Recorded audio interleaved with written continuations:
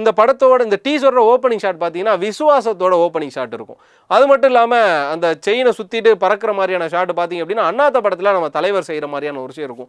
அந்த red colour frame இன்னொரு பக்கம் பார்த்தீங்கன்னா மெர்சல் படத்தில் இருக்கக்கூடிய விஜயோட ஃப்ரேம் அப்படிங்கிற ஒரு விஷயம் இருக்கும். இது தாண்டி பார்த்தீங்கன்னா உள்ள தலைவரோட டைலாக்ஸ் வர்றது, இது மாதிரி நிறைய இடங்களில் பிற படங்களை இன்ஸ்பயர் பண்ணாங்களா அப்படிங்கிற ஒரு விஷயம் டவுட் இருக்குது. பேர் சரவணன், எனக்கு இன்னொரு பேர்.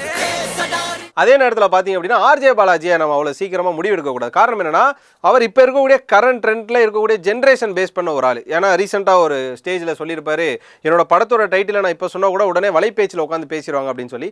அந்தளவு சோஷியல் மீடியாவில் பேசுகிறவங்களையும் பற்றி நல்லா தெரிஞ்ச ஒரு ஆர்ஜே பாலாஜி எவ்வளோ கிளவராக ஒரு விஷயத்தை மேக் பண்ணியிருப்பார் அப்படிங்கிறது நம்ம எல்லாருக்குமே தெரியும். அப்படின்ற பட்சத்தில் என் கூட இருந்தவரெலாம் சொன்னார், இது ஒரு டம்மி டீசராக இருக்கலாம், ஏன் படம் வேறு மாதிரி கூட இருக்கலாம் அப்படின்ற மாதிரிலாம் சொன்னாங்க.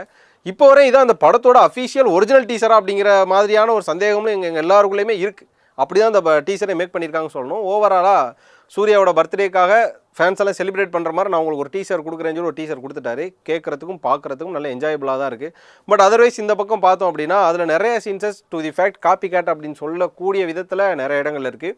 சொல்லப்போனால் ஆடியோ மியூட் பண்ணி பார்த்தோம் அப்படின்னா அது மெர்சலோ இல்லைனா எதற்கும் துணிந்தோனோ இது மாதிரியான ஒரு ஃபீல் கொடுக்குறது இன்னொரு கவலைக்கிடமான சம்பவமாக தான் இருக்குது.